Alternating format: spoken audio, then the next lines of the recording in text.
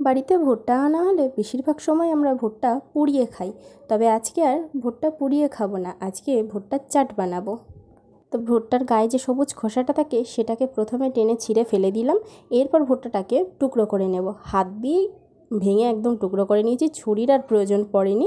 তো এইবার পুরো টুকরো করে নেওয়া ভুট্টাগুলো জলের মধ্যে দিয়ে অল্প লবণ দিয়ে ভুট্টাগুলোকে বেশ ভালো করে সিদ্ধ করে নিয়েছি।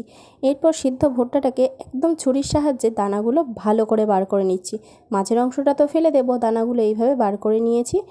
এইভাবে সব ভুট্টাগুলোর দানা বার করে নিয়েছি। এরপর ওই ভুট্টার দানার মধ্যে দিয়ে দিলাম পেঁয়াজ কুচি, টমেটো কুচি, ধনেপাতা কুচি, পরিমাণ মতো লবণ, পরিমাণ মতো লঙ্কার গুঁড়ো, পরিমাণ মতো বিট লবণ আর বাটার দিয়েছি।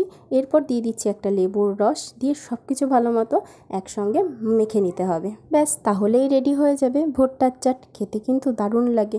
ভিডিওটা ভালো লাগলে অবশ্যই একটু লাইক করবে।